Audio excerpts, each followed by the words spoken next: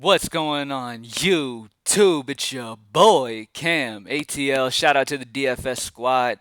Shout out to everybody watching this video right now. Drop a like down below because I already know you're gonna love it. Subscribe to the channel if you haven't already. Make sure you comment anything in the comment section to enter your name into the $50 giveaway that I do every single week on this channel. Draftkings MLB was once again in the green last night. Let's go ahead and keep it going today. I'm not going to keep up too much of your time. As you can see, I've got the Greenlight Optimizer up. You can access that at greenlightdfs.com. That comes with all memberships on the website. By the way, the NFL Optimizer will be available soon. We are almost done with it, and the first look lineup video will be dropping on this YouTube channel not too long from now. I'd probably say 4 or 5 days. I don't know. We'll see. But the first look lineup video will be dropping not too long from now. So definitely try out the NFL Optimizer, all that good stuff. Let's go ahead and get into MLB. Now, I'm feeling great about MLB today. This is like one of my favorite slates in a long time. We've got some solid pitching options. Just solid spots that really come together beautifully, and we're going to talk about it. Now, at pitcher, when it comes to pitching, all right, there's a few pitchers that really stand out to me, and as you can see on the Optimizer that I really loved. Framber Valdez is in a terrific spot going against the Texas Rangers team that strikes out a ton. Valdez is a lefty, which most of the power that we have to worry about on Texas is lefty, so it kind of minimizes the damage, hopefully. I mean, he's been blown up by Texas before, but Valdez has a solid K rate that should be able to save him here in this one. I mean, if he is to give up a few home runs, that's what I mean. If he gives up some home runs, that's okay because his K rate should be able to back him up here against a high strikeout team. All right. Now, let's break down the numbers and get a little deeper with this. All right. Framber Valdez has a 1.46 whip, which is not great. Okay, that's not great, but the thing that you do like is the over 23% K rate, striking out over nine batters per nine. He's facing a Texas squad that strikes out a good bit, strikes out over 27% of the time versus lefties. All right, Valdez also has been super consistent. He has gotten over 20 every single outing this year outside of the opening day start against the Dodgers. Now he gets a beautiful matchup against Texas at only 8-1. Vegas also has Texas only implied for 3.8 runs. I expect an easy win here from Houston. I think Valdez is a terrific play here, and as you can see, the Greenlight Optimizer loves him at 23.3. Next up, Ian Anderson, another pitcher that I'm completely on board with. Ian Anderson has one start so far under his belt. He went against New York, a very dangerous New York lineup. Struck out 6, only allowed 1 hit in 6 innings, had a 90 pitch count. Now he gets to go against Boston, who have over a 29% strikeout rate versus righties. Boston is striking out a ton. Ian Anderson looked great. I also expect Atlanta to easily get the W here in this matchup. Atlanta gets to face off against Ryan Weber, who has really been struggling this year with a 1.47 whip, only striking out 12% of the batters he's facing. That's 5 batters per 9. Not good. Lowest K rate on this slate. And Atlanta is definitely one of the stacks that you definitely want to get exposure to. And we'll talk about a bat I really love from them here in a minute. But Ian Anderson should get the win.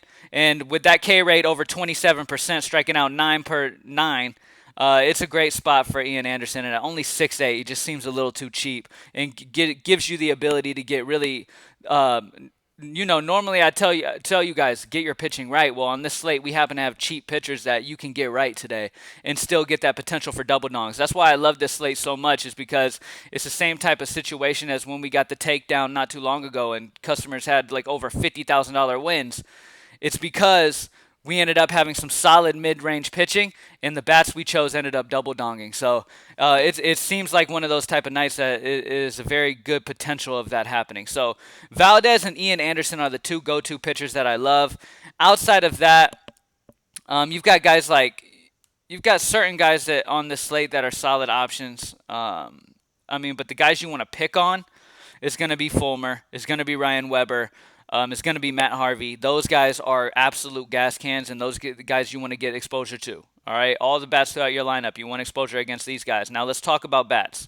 All right, let's talk about the favorite spots. Now at first base, let me go up to the top. Boom, Brandon Belt, 4-2. Optimizer loves him. I love him.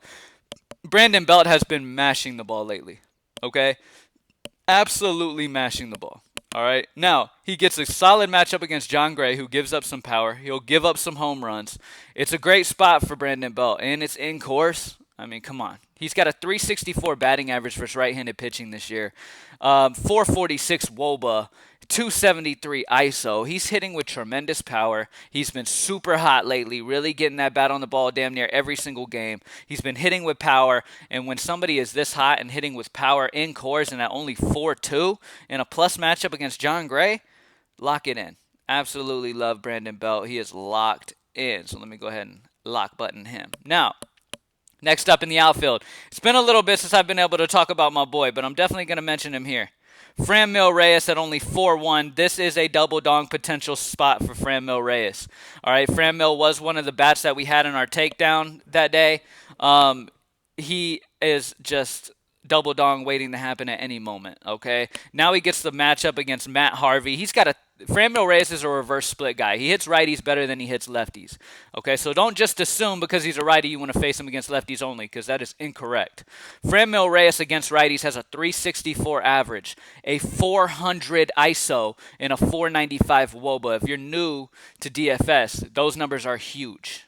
Okay, he is an absolute monster versus right-handed pitching, and Matt Harvey struggles badly against righties. I believe he's given up over like a 400 average to righties. Like righties and lefties hit him well, but preferably righties. And Frannel Reyes happens to be that righty I want exposure to. At only 4-1, we got some double dong upside here, ladies and gentlemen. And this is the kind of guy you want if you're going to get a takedown on a slate. He has takedown potential in him, and the matchup is just beautiful. I am picking on Harvey with all I can. A lot of these Cleveland bats are solid priced. Frannel Reyes is not priced correctly at only 4-1. Absolutely ridiculous. I am taking full advantage of that. All right. Nick Markakis. Let me go to my boy Markakis. Nick Markakis. Projected at 11.2 on the optimizer. Absolutely loved at only 3.6. I talked about loving some Atlanta bats. Now, you really want to make sure you get exposure to these Atlanta bats batting in a good part of the order who hit the handed pitcher they're facing pretty well at a solid price. There's a lot of these guys that we're going to be able to get for some solid prices to get exposure to Atlanta. That's why Atlanta is one of my favorite stacks, because outside of like Freddie Freeman, a lot of these guys are really well priced. Markakis has a 315 batting average versus right-handed pitching. Weber struggles versus both sides of the plate. Doesn't matter. And like I talked about before, Weber just doesn't strike guys out. So guys get on base against him. He just can't get guys out. They put the bat on the ball. Okay, the only way he can get lucky is if the ball just gets hit straight to defenders every single time. But I don't expect that to happen. I think Atlanta's one of the best stacks of the day outside of Coors Field. And their prices are just amazing to pair up around some Coors Field bats to get these good pitchers in, and you should be looking juicy today. It's going to be an exciting slate. Should be some serious fireworks on this slate. And Nick Markakis, not only does he hit righties well with a 315 batting average, but he's been super hot as of late. He's been hitting the ball really, really well, seeing it really well, and he's just in a fantastic spot. I almost played him in yesterday's lineup, which I wish I would have. I almost played him in that situation, but I ended up leaning one way slightly more. But Markakis, I knew the numbers were there for him, and I really wanted him, but I ended up having to go a different route because it was just way too close, and I liked the upside of a different guy more. But he had a great game once again, getting 3 hits and 4 at-bats. The dude's been on the 30th against Philly, he had 5 at-bats, 3 hits. Then he faced Boston the next day, got 3 hits, 4 at-bats. He's seeing the ball beautifully right now, okay? And against Weber, who's not going to strike him out, it's a fantastic spot for Nick Markakis, and he's another lock. So we got Frannel Reyes, Brandon Belt, and Nick Markakis as the core high-five bats that you want. Good prices as well. You can easily get Coors Field around that. And on top of that, we have beautiful pitching when it comes to pitchers today. Love the pitching spots we have. Framber Valdez and Ian Anderson are in fantastic spots. You got other guys who are in solid spots too. But, I mean, Aaron Nola's going against a Washington squad who offensively has been really solid lately. They can get rocked. They can get, like, a lot of strikeouts, but they also have been pretty hot lately. Philly is also an offense that could do damage against Corbin. So I just feel really good with Valdez and Ian Anderson as of right now. You know, obviously, I'm going to do a little bit more research as the day goes on and just make sure 100% that this is where I want to be. But as of right now, for sure, Valdez and Ian Anderson are beautiful plays today. All right, let's check out FanDuel. All right, so Framber Valdez is priced a little bit more efficiently over here at 9.9. He is expensive. I do prefer him over Ian Anderson, though. But really, it just comes down to, I mean, you've got guys like Corbin at 9.6. That's crazy. I mean, but still, Valdez still is my guy. Ian Anderson, still a great play. Look at that, though, how close Ian Anderson and Corbin are, and Ian Anderson is to Valdez. FanDuel sees what we see. Ian Anderson's going to have a great game here, but yeah, so Valdez, you can go over on FanDuel. My favorite place to go would be Valdez or Ian Anderson still as well. Ian Anderson is priced way up, but I do expect Anderson to have a great game. I'm not going to hate you for going Corbin and GPPs because Corbin's got some good strikeout upside. Aaron Nola's 10-2, so not too much either. He's got the K upside as well. But yeah, let's check hitters. First, let's check our core. All right, let's check what Belt is. Brandon Belt's 3.8 over here. He's a little bit more over here, so it's not as much of a lock. But his numbers equal out to opportunity. The opportunity in cores obviously is beautiful. The numbers back it up. So he's going to have a great game. So if you can, sure, Brandon Belt's one of the best cores bats that we have on the slate today. Our boy Reyes is always too cheap, right? Frannel Reyes 3K. Once again, he's a great play. Like I said, double dong upside for Frannel Reyes. Markakis is normally pretty cheap over here. Locked 2.7.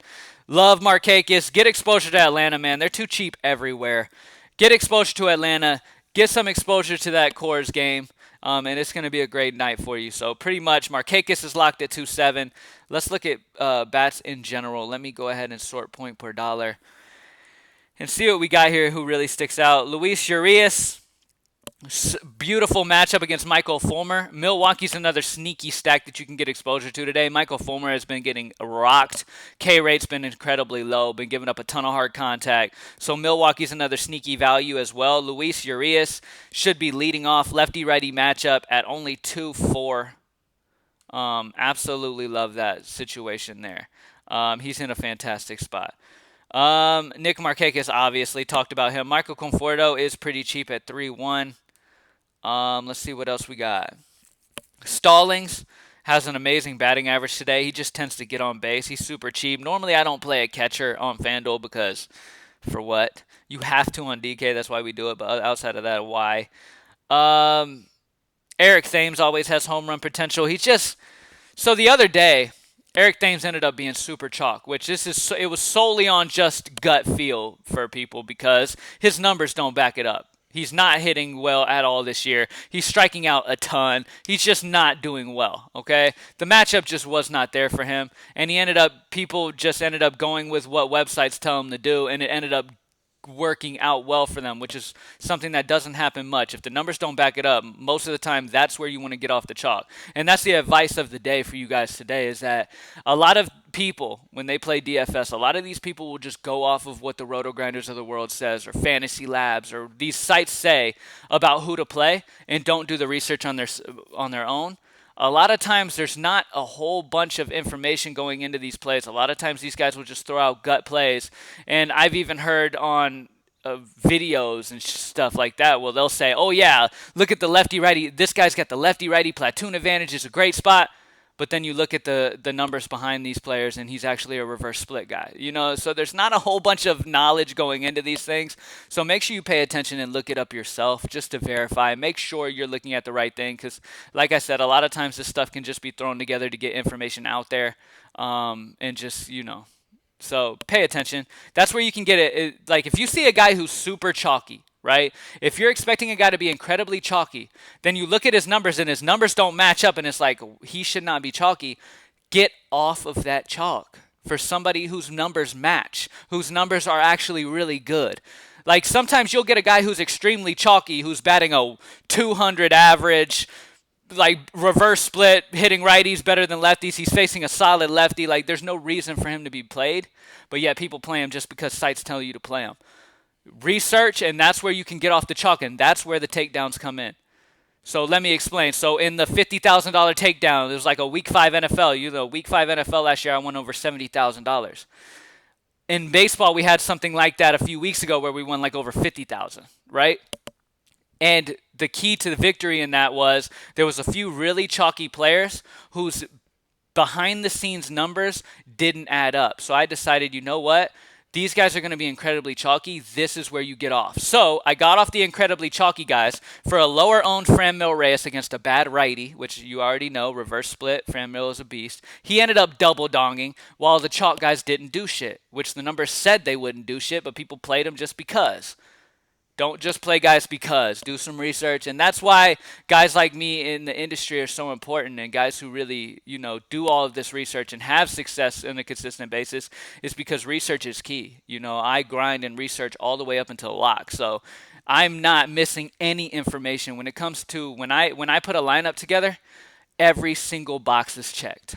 And if it doesn't work out, it just doesn't work out, and it was just unluck, and it's the variance of baseball. But at the end of the day, every single time I put a line together, all the numbers and peripherals add up perfectly, and it is a perfect spot to go off at any given moment. So let's go ahead and get it today. I've been rambling.